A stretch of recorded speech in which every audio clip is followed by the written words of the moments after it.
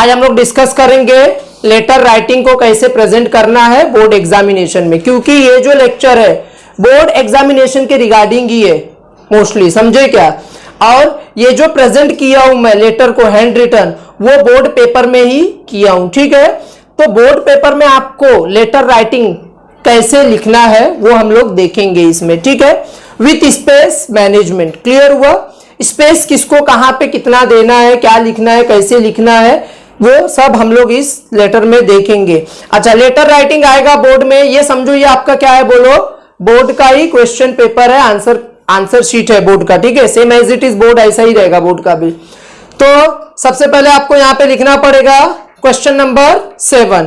Question number 7 में 3 letters आएंगे, आपको ऑलरेडी पता है, और एक एक चैप्टर से आएंगे। तो मान लो कि ये क्वेश्चन नंबर 7 का आप अटेंड कर रहे हो पहला लेटर। क्लियर हुआ? तो वो आपको लिखना है। अच्छा, ये जो मार्जिन है, इस मार्जिन में आपको कुछ भी लिखना नहीं है, ठीक है।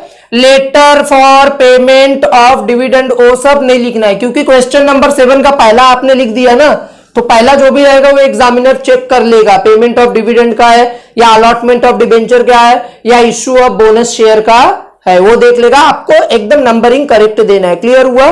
ठीक है। आपको ये मार्जिन में कुछ भी लिखना नहीं है, आपकी जो सिंगल लाइन की मार्जिन है वहां से आपको स्टार्ट करना। क्लियर हुआ? सबसे पहला तो लेटर लिख रही है कंपनी, समझे क्या, कंपनी लेटर लिख रही है, तो आपको सबसे पहले कंपनी का एक नाम देना पड़ेगा, ठीक है। अच्छा, कंपनी का नाम जो है वो आप एकदम इजी सेलेक्ट करो, ठीक है। जैसे टाटा मोटर्स, ये नाम इजी है। कभी कभी क्या होता है, आप दूसरा नाम ले लोगे, रिलायंस ले लोगे, ठीक है, तो वो सब की स्पेलिंग बहुत से लोग मिस्टेक कर देते हैं, तो स्पेलिंग मिस्टेक नहीं होना चाहिए उसमें। टाटा मोटर्स लिमिटेड, ठीक है, ये आपको ध्यान में। अच्छा, दूसरा चीज, आप जो कंपनी सेलेक्ट किए हो वो लिमिटेड है कि प्राइवेट लिमिटेड है, वो भी माइंड में आपके रहना चाहिए, ठीक है। तो हमने तो यही पढ़ा है टाटा मोटर्स लिमिटेड, तो अपने को तो यही लिखना है। अच्छा, कंपनी का नाम पूरा आपको ब्लॉक लेटर्स में लिखना है, ब्लॉक माने कैपिटल लेटर्स में लिखना है। क्लियर हुआ? कैपिटल लेटर में लिखना है। अच्छा, कंपनी का नाम जो लिखोगे आप, लेफ्ट हैंड साइड और राइट हैंड साइड का मार्जिन आपका इक्वल होना चाहिए। अगर मैं इसको यहां से लिख दूं तो भी बेकार दिखेगा, उसको बहुत राइट हैंड साइड में लिख दूं तो भी बेकार दिखेगा, समझे? इसमें कोई डाउट? ठीक है। उसके बाद हम लोग को as per the format registered office में डबल कॉलन देना है, ठीक है। रजिस्टर्ड ऑफिस बहुत लंबा नहीं होगा। बॉम्बे हाउस कॉमा, अच्छा एड्रेस में कॉमा वगैरह बहुत इंपॉर्टेंट होता, ठीक है। बॉम्बे हाउस कॉमा, होमी मोडी स्ट्रीट कॉमा, मुंबई के बाद डैश 40090, अपने ही एरिया का पिन कोड, एरिया पे मार्क्स कटने वाला नहीं है, समझे क्या। मैम को भी नहीं पता रहेगा, जो सर चेक करेंगे पिन कोड क्या है वो एरिया का, ठीक है। तो पिन कोड आप कुछ भी डाल सकते हो, तो हमने एज्यूम किया अपना 40093। Any doubt? Then next line में आपका आएगा CIN। CIN क्या होता है सर? कॉर्पोरेट आइडेंटिफिकेशन नंबर, समझेगा। कंपनी को आइडेंटिटी के लिए एक नंबर, जैसे आपको रोल नंबर दिया जाता है कॉलेज में, सीट नंबर दिया जाता है बोर्ड में आइडेंटिफाई करने के लिए, वैसे कंपनी को कॉर्पोरेट आइडेंटिफिकेशन नंबर दिया जाता है। अच्छा, नंबर लिखने का रूल है, सबसे पहला जो आप कंपनी सेलेक्ट किए हो वो लिस्टेड है कि अनलिस्टेड है, वो पता होना चाहिए, ठीक है। लिस्टेड अनलिस्टेड मतलब क्या सर? जिसके शेयर स्टॉक एक्सचेंज में रजिस्टर्ड है, लिस्टेड है, तो वो L लिखेगा, जिसके शेयर लिस्टेड नहीं है वो U लिखेगा, अनलिस्टेड लिखेगा। तो डेफिनेटली टाटा मोटर्स लिमिटेड के शेयर लिस्टेड है तो L के बाद आपको 5 डिजिट लिखना है, कोई भी 1 2 3 4 5। क्लियर हुआ यहां तक? उसके बाद देन MH माने ये company Tata Motors limited Maharashtra में स्टैब्लिश हुई थी, महाराष्ट्र में ही रजिस्टर्ड हुई है, महाराष्ट्र में ही बनी है, तो MH। और आपके डेट ऑफ बर्थ का जो ईयर है वो 4 डिजिट में, क्योंकि डेट ऑफ बर्थ का ईयर 4 ही डिजिट होता है, वो लिख दोगे सिंपल। उसके बाद कंपनी का टाइप क्या है? पब्लिक लिमिटेड कंपनी, तो Tata Motors limited is a public limited company. तो उसके बाद आपको 6 डिजिट कोई भी लिखना है, सिंपल 11 22 33, वो कोई चेक नहीं करता है। एज पर द फॉर्मेट आपने लिखा है, ठीक है, यहां तक कोई डाउट? अच्छा, टाटा मोटर्स के ही सीक्वेंस में CIN आपको स्टार्ट करना है, ठीक है। तो देखो अगर इसका प्रेजेंटेशन सही है तो first impression is the last impression. अगर आपने फर्स्ट में इंप्रेशन अच्छा दिया है तो वो इंप्रेशन एग्जामिनर के माइंड पे लास्ट तक बना रहेगा। अगर स्टार्टिंग में ही आपने बेकार दे दिया तो टाटा मोटर्स इधर लिख दिया, वो उधर लिख दिया, कुछ सब बेकार कर दिया तो इंप्रेशन बहुत बेकार जाएगा, समझे क्या।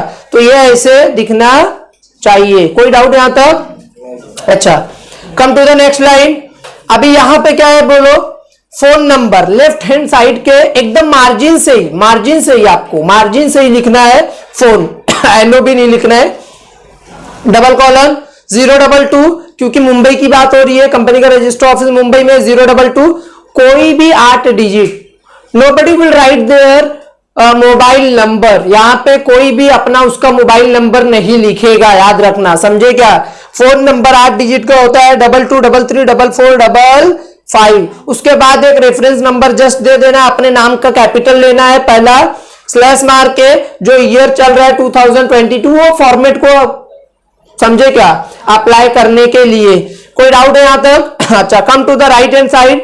राइट हैंड साइड में 3 बातें होंगी, वेबसाइट के रिगार्डिंग, ईमेल के रिगार्डिंग और डेट के रिगार्डिंग। क्लियर हुआ?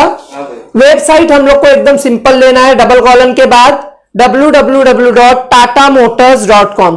अच्छा, उसको आपको ऐसे स्टार्ट करना है कि एंड में जाके एकदम अच्छे से खत्म हो जाए। अब वेबसाइट को आप यहां से स्टार्ट कर दोगे, सपोज यहां से स्टार्ट करोगे तो वहां पे जगह बच गया, लेकिन ये बीच में प्रेजेंटेशन बेकार दिखे, समझे क्या। उसके बाद क्या है बोलो, ईमेल tatamotors@gmail.com। अब ईमेल में सेम एज इट इज ऐसा ही लिखो आप, ठीक है। कोई भी चेक नहीं होने वाला है उस कंपनी का वेबसाइट क्या है, उस कंपनी का ईमेल क्या है, क्योंकि आप जस्ट फॉर्मेट को वहां पे इंप्लीमेंट कर रहे हो, समझे क्या। ना ही आप असली ओरिजिनल कंपनी हो, ना ही आप कंपनी के ओरिजिनल सेक्रेटरी हो कि सेम एज इट इज जो कंपनी का है वही लिखना है। क्लियर हुआ? टाटा मोटर्स के वेबसाइट में ईमेल में कोई भी yahoo@ वो सब वगैरह नहीं लिखना है, सिंपल tatamotors@gmail.com। समझे क्या? जितना सिंपल हो सके उतना सिंपल बनाने की कोशिश करो। क्लियर हुआ? डेट, जिस दिन आप लेटर लिख रहे हो, डेट कौन सा होता है, डेट ऑफ लेटर, समझे क्या, the date on which we have written the letter. Clear हुआ? डेट के बाद डबल कॉलन 6, सपोज आज का जो डेट है हमने लिया है 6 फरवरी 2022, जो भी मंथ रहेगा, ऑनगोइंग मंथ रहेगा, उसको फुल में लिखना है। और डेट लिखने का फॉर्मेट होता है 6 फरवरी के बाद comma 2022। Any doubt till here? Shall I go ahead? Okay, ये हो गया। 2 लाइन यहां, 3 लाइन यहां, लेकिन देखो 3 लाइन एकदम लास्ट में जाके एकदम खत्म हो गया है, समझे क्या, जगह नहीं बचा वहां पे। नेक्स्ट आ जाओ। अभी आपको रेफरेंस के नीचे जस्ट 1 लाइन क्या करना है बोलो, आपको जस्ट 1 लाइन छोड़ना है, स्किप करना है। क्लियर हुआ?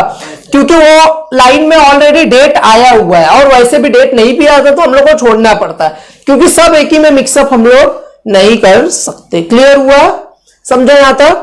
अच्छा, अभी जिसको लिखना है, अच्छा यहां पे हो गया आपका 1 मार्क्स, क्योंकि अभी लेटर मैक्सिमम 5 मार्क्स का ही है।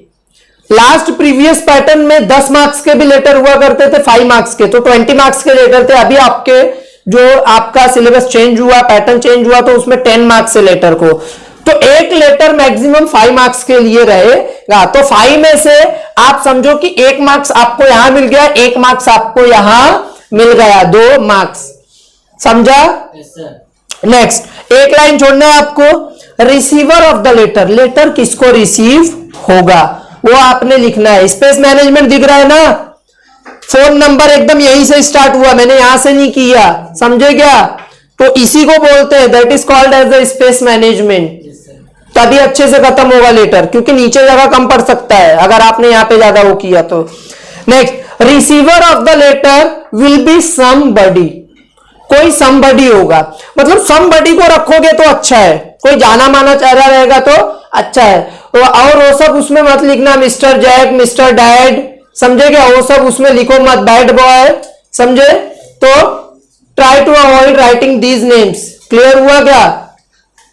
तो इतना अच्छा नाम है, देखो ना, mister Shahrukh Khan, Mannat bungalow comma Bandra West comma Mumbai 40050 full stop. Mumbai के बाद ये साइन देना है माइनस वाला, पता है ना, 40050। क्लियर हुआ? 4 लाइन में ही खत्म करना है। मुंबई कहाँ है? महाराष्ट्र में। महाराष्ट्र कहाँ है? इंडिया। इंडिया हिंदी में भारत। वो सब नहीं करना है बेटा आपको, समझे? मुंबई 40050 हो गया। तो स्पेस का कुछ मैनेजमेंट दिख रहा है क्या आपको? स्पेस का मैनेजमेंट दिख रहा है? कोई स्पेस का मैनेजमेंट दिख रहा है? स्पेस का मैनेजमेंट ऐसा ही रहेगा। क्लियर? अभी देखो नेक्स्ट, ये यहां तक था स्ट्रक्चरिंग का बात, कंपनी का नाम, phone reference, website, mail date, ये तो हो गया, क्या बोलो, स्ट्रक्चर। अभी main body of the letter पे आ रहे हैं हम लोग, main content of the letter, main body of the letter, और ये बहुत इंपॉर्टेंट है, बॉडी ऑफ द लेटर। तो यहां तक आपको 2 मार्क्स मिल चुके हैं। क्लियर हुआ? अच्छा, नेक्स्ट आपको लिखना है सब्जेक्ट। तो सब्जेक्ट आप शॉर्ट फॉर्म में नहीं लिखोगे, you have to write in full form subject, पूरा सब्जेक्ट। ठीक है? सब्जेक्ट कहां से लिखना स्टार्ट करेंगे सर? लेफ्ट हैंड साइड से आपको नहीं जाना है। लेफ्ट हैंड साइड की कहां से जाओगे? जहां पे 40050 खत्म हुआ। क्लियर हुआ? तो यहीं से स्टार्ट कर दो। क्लियर हुआ? लेफ्ट हैंड साइड पूरा मत आ जाना मार्जिन पे। क्लियर हुआ? 40050 खत्म हुआ तो सब्जेक्ट डबल कॉलन। अच्छा, कौन सा लेटर हम लोग कर रहे हैं? Payment of dividend on equity shares. तो आपको वो पूरा लिखना पड़ेगा, payment of dividend on equity share. Subject पे हाफ मार्क्स कैरी होता। क्लियर हुआ? ठीक है। अगर रिसीवर मेल पर्सनालिटी था तो only dear sir, female personality है तो डियर मैडम। ठीक है, दोनों हम लोग नहीं लिखेंगे डियर सर और मैडम। क्लियर हो? क्योंकि हम लोग को स्पेसिफिकली पता है ना कि जो रिसीवर है वो मेल पर्सनालिटी है, तो डियर सर ही मैं लिखूंगा डेफिनेटली। क्लियर हुआ? डियर सर के बाद देखो, ये जो है ना, ये जो राइटिंग आप लिखना स्टार्ट करते हो ना, आई एम डायरेक्टेड बाय, वो main body of the letter के पार्ट में आता है, मेन इंपॉर्टेंट पार्ट है। वो लेटर किस लिए लिखा जा रहा है, सब्जेक्ट से तो पता चल गया, payment of dividend on equity share, equity shares को डिविडेंड मिलने वाला है, उसके रिगार्डिंग लेटर लिखा जा रहा है। तो उसके बारे में क्या कंटेंट लिखोगे वो जानना बहुत जरूरी है, वो लिखना बहुत जरूरी है। ठीक है? तो देखो ऐसे ही आपको प्रेजेंट करना है जैसे लिखा हुआ दिख रहा है। और सबसे इंपॉर्टेंट थिंग, सबसे इंपॉर्टेंट कि लेटर में किसी भी तरह का कट पुट नहीं होना चाहिए। The letter must be clean and neat. समझे क्या? As possible as you can, जितना आप कर सकते हो नीट और क्लीन रखने की कोशिश करो, तो आपको मार्क्स मिलेगा पूरा। 5 आउट ऑफ 5 भी मिलता है, ऐसी कोई बात नहीं है कि नहीं 5 में से 5 नहीं मिलता रहेगा, अकाउंट में 100 में से 100 नहीं मिलता है। समझे क्या? मिलता है वो। तो आपको ऐसे लिखना है कंटेंट। एक बार अंदर हल्का सा गलत भी है, लेकिन आपका प्रेजेंटेशन देखा बहुत अच्छा लग रहा है, तो उस पर भी मार्क्स मिल जाता है। समझे क्या? और कंटेंट क्या, जो बोर्ड एग्जाम देते हैं 100% लोग, सबका कंटेंट एकदम राइट होता है क्या? नहीं, ऐसा भी नहीं होता है। लेकिन कुछ लोग का राइटिंग थोड़ा काम कर जाता है वहां पे, कुछ लोग का प्रेजेंटेशन काम कर जाता है। समझे क्या? तो प्रेजेंटेशन तो आप थोड़ा अच्छा देने की कोशिश करो। डियर सर के बाद आपने देखा डियर सर कहां से देना है, दिख रहा है? फिर डियर सर के नीचे, क्योंकि आपने पहले पढ़ा होगा एस्से वगैरह लिखते थे तो स्टार्टिंग में थोड़ा सा जगह छोड़ा जाता है कि मालूम पड़ने के लिए, वहीं से मैटर स्टार्ट हुआ। क्लियर हुआ? तो आई एम डायरेक्टेड अपना फिक्स फॉर्मेट है ये, और सिंपल लैंग्वेज में लिखा हुआ है कंटेंट बहुत। I am directed by board of directors to inform you that in annual general meeting, company का एनुअल जनरल मीटिंग में हेल्ड किसके लिए हुआ था annual general meeting? For final dividend. आप इक्विटी शेयर होल्डर को फाइनल डिविडेंड मिलने वाला है, कितने परसेंट से? At the rate 25%। किस पे? ऑन इक्विटी शेयर्स पे। Has been approved by the share holder. Share holders ने उसको अप्रूव किया फॉर द ईयर एंडेड 31 मार्च। ये देखो डेट लिखने का ये फॉर्मेट है, 31 मार्च कॉमा, वहां पे देखा आपने 6 फरवरी कॉमा 2021। अच्छा सर 21 क्यों लिखा? क्योंकि अभी जो फाइनेंशियल ईयर चल रहा है 21-22 चल रहा है, समझे क्या? 21-22 चल रहा है ना, समझो 21-22 चल रहा है। तो 20-21 का आपको 21-22 में जाके मिलेगा, ठीक है? तो आपको कभी के लिए मिल रहा है 31 मार्च 2021 के लिए, वो तो हम लोग ने ऑलरेडी पढ़ लिया, जस्ट आपको फॉर्मेट में बताना है इसलिए मैं बता रहा था, ठीक है?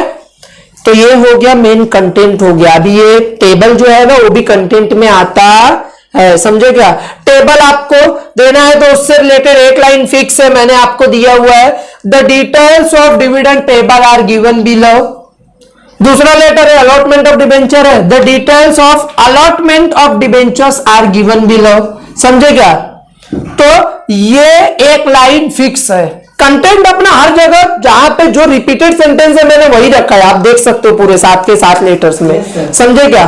तो details of dividend payable are given below, same ऐसा ही लिखो आप, आपका मार्क्स कोई काट ही नहीं सकता। नेक्स्ट, फिर आपको टेबल बनाना है। अच्छा टेबल को कभी बाय हार्ट मत करो, टेबल को ना किसके थ्रू सोचो मालूम है? लेटर किसका हम लोग कर रहे हैं? Payment of dividend on equity share, equity share को डिविडेंड मिल रहा है उसका लेटर है। तो पहला टेबल में सबसे पहला क्या आएगा कि आपको वो जो डिविडेंड मिल रहा है वो शेयर्स के ऊपर मिल रहा है, तो आपके पास कितना शेयर है? तो very first column will be number of share held, समझा? 100 है। अच्छा उस शेयर का डिस्टिंक्टिव नंबर क्या है? 1 to 100, 201 से 300, 301 से 4 से, वो सब नहीं करना है, बहुत सिंपल ही हम लोग को देखना है। देन आपको dividend warrant number, dividend warrant number क्या है? वो एक चेक होता है, समझे क्या? वो जो डिविडेंड का अमाउंट है वो चेक के थ्रू आपके घर पे जाएगा लेटर के साथ, ठीक है? तो वो dividend warrant number cheque number जैसा होता है। फिर डिविडेंड कितना मिल रहा है? 250। अब सर ये 250 कैसे आया? आपने 100 शेयर्स खरीदा है और शेयर का फेस वैल्यू, और इक्विटी की बात हो रही है तो मान लो कि इक्विटी का फेस वैल्यू 10 रहा होगा, तो आपने कंपनी में कितना पैसा लगाया है? 1000। आपको रेट ऑफ डिविडेंड कितना परसेंट मिल रहा है? 25। तो 1000 का 25% विल बी 250।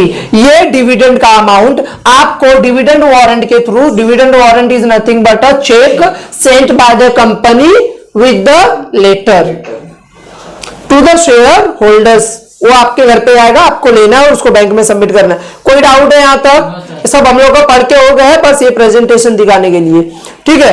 अच्छा अभी देखो यही पेपर है, इतना ही पेपर रहेगा, तो 4 कॉलम भी आए तो इसी में मैनेज करना, 5 कॉलम भी आए तो इसी में। अच्छा सर 5 कॉलम आए तो क्या कर सकते हैं हम लोग? इसको थोड़ा और स्पेस कम करोगे, इसको और स्पेस कम करोगे, इसको और तो एक चौथा भी पांचवा भी अरेंज हो जाता है। अच्छा कॉलम में ये जो टेबल बना रहे हो उसमें 2 चीज याद रखनी है। कॉलम हमेशा ये जो बनाओगे आप टेबल 3 लाइन का ही होगा, ये भी याद रखो, ये भी मैं स्पेसिफाई कर दे रहा हूं। 4 लाइन नहीं, 5 लाइन नहीं, 2 लाइन नहीं, हमेशा कितने लाइन का बोलो? 3 लाइन का। सर 3 लाइन किस काम में आएगा? 2 लाइन हेडिंग के लिए यूज होगा और 1 लाइन उसके आंसर के लिए। क्लियर हुआ? अंडरस्टैंड? 2 लाइन हेडिंग के लिए और 1 लाइन उसके आंसर के लिए। अब हेडिंग क्या होता है? Number of shares held. अच्छा नंबर ऑफ शेयर्स हेल्ड अगर सर एक ही लाइन में आप लिख दोगे तो ये कॉलम यहां तक बढ़ जाता, ये कॉलम बढ़ जाएगा यहां तक, एक कॉलम बढ़ जाएगा वहां तक, तो ऐसे तो 3 ही लाइन, 3 ही कॉलम आ पाएगा। समझा? समझ में आ रही है ना बात, क्यों कैसे कब क्या हो रहा है? तो number of shares held 2 line, distinctive number 2 line, dividend warrant 2, dividend payable, और वो 2 लाइन जो है उसका बंद हो जाएगा टेबल, समझा? और उसका जो आंसर है वो यहां पे नीचे लिख देंगे। क्लियर है ना? 4 लाइन भी नहीं आएगा, 5 लाइन भी नहीं आएगा, 3 लाइन। 3 लाइन में 2 लाइन हेडिंग का रहेगा और 1 लाइन उसके आंसर्स कैरी होंगे। कुछ डाउट है यहां तक? डिस्टिंक्टिव नंबर में फ्रॉम से लेके टू से लेके फ्रॉम वो सब नहीं लिखना है, 1 to 100 सिंपल बोल दिया ना, समझे क्या? ठीक है। टेबल खत्म होने के बाद अगर कुछ लेटर में बोलने लायक है, ऐसा कुछ बताने लायक है तो आपको लिखना पड़ेगा। जैसे इस लेटर में हम लोग लेटर लिख रहे हैं payment of dividend on equity shares. तो ये जो डिविडेंड आपका 250 है, डिविडेंड वारंट चेक के थ्रू जाएगा, तो सेक्रेटरी कुछ बोलेगा, the dividend warrant is attached with this letter. Simple बोलना है, एनक्लोज हियर विथ, वो सब आपको नहीं लिखना है। डिविडेंड वारंट इस लेटर के साथ अटैच है। प्लीज डिटैच मतलब प्लीज अलग करो dividend warrant along with the perforated line, वो भी मैंने आपको बता दिया परफोरेटेड लाइन वगैरह क्या होता है, ठीक है। अच्छा, अभी सबसे इंपॉर्टेंट ये भी है लेटर का, ये यहां तक ही इंपॉर्टेंट नहीं, ये भी इंपॉर्टेंट है, आप उसको क्लोज कैसे कर रहे हो ये भी इंपॉर्टेंट है, ठीक है। अच्छा, फुल स्टॉप दे दिया, लेटर खत्म, एक लाइन आपने छोड़ना है, एक लाइन छोड़ना है आपको, स्किप करना है 1 लाइन। फिर क्या करना है बोलो, थैंकिंग यू, यू के बाद क्या आएगा बोलो, कॉमा, थैंकिंग यू के बाद कॉमा। अच्छा, लेफ्ट हैंड साइड में यहीं से स्टार्ट करना है। अब यहीं से बोले तो एकदम मत यहां से स्टार्ट कर देना, थोड़ा स्पेस दे सकते हो आप, क्लियर हुआ। अच्छा, जब पैराग्राफ भी चेंज होता है ना तो थोड़ा सा लाइन ऐसा स्पेस छोड़ देने का स्टार्टिंग में, क्लियर हुआ। थैंकिंग यू कॉमा, इसी के राइट हैंड साइड में जाके योर्स फेथफुल्ली दिख रहा है ना आपको, योर्स फेथफुल्ली के बाद कॉमा है वहां पे, वो कॉमा कट गया है वहां पे, एक्चुअली कॉमा है वहां पे, समझे क्या, वो यहाँ पे देखो हल्का सा कटा हुआ यहाँ पे दिख रहा है, योर्स फेथफुल्ली, ठीक है। योर्स फेथफुल्ली के बाद, योर्स फेथफुल्ली के बाद फॉर टाटा मोटर्स लिमिटेड, यहां पे लिमिटेड पूरा फुल फॉर्म में लिखना है, शॉर्ट में नहीं लिखना है। फिर साइन SIGN, फिर कंपनी सेक्रेटरी, कोई भी अपना वहां पे साइन नहीं करेगा, वो आपको ऐसे पुट करना है खाली SIGN, क्लियर हुआ, समझा। अच्छा, अपार्ट फ्रॉम दिस एक बहुत ही इंपॉर्टेंट चीज है लेटर में कि अगर लेटर के साथ कोई भी अटैचमेंट है, समझे क्या, कोई भी अटैचमेंट है अगर लेटर के साथ, तो वो कहां पे आएगा बोलो, एनक्लोजर में आएगा। If anything attach with the letter definitely it will come under the heading of enclosure, समझे क्या। तो इस लेटर के साथ सर डिविडेंड वारंट ये जो चेक है वो लेटर के साथ जा रहा है, तो लेटर के साथ जो भी जाता है तो एनक्लोजर, और एनक्लोजर ऐसा ही लिखना है। अब एनक्लोजर पूरा फुल फॉर्म में लिखूंगा तो ये पूरा यहां तक चला जाएगा, तो इसी को बोलते हैं, that is called as a space management. अब एनक्लोजर अगर मैं पूरा लिखूं तो एनक्लोजर आके यहां खत्म होगा, तो डिविडेंड वारंट जाएगा यहां तक, तो इसमें क्या डिफरेंस फिर क्या रह गया। तो आप देख सकते हो ऐसा आपको प्रेजेंटेशन देना है, अगर आप ऐसा प्रेजेंट करोगे, ठीक है, definitely you will be able to get 5 out of 5 और it may be 5 out of 4, 4.5, इतना आपको मिल जाएगा, क्लियर हुआ। और लेटर में इंपॉर्टेंट थिंग कि आपको कट पीट अवॉइड करना है, और देखो एक पेज में ही अच्छे तरीके से आ गया, ये एक पेज में ही अच्छे तरीके से आ गया, समझे क्या। तो एक पेज में आएगा, आपको कोशिश करना पड़ेगा, 1-2 प्रेजेंटेशन आपको खुद से भी करना पड़ेगा बुक में, समझे क्या। तो एक पेज में आ जाता है, ठीक है। कोई डाउट इसके रिगार्डिंग?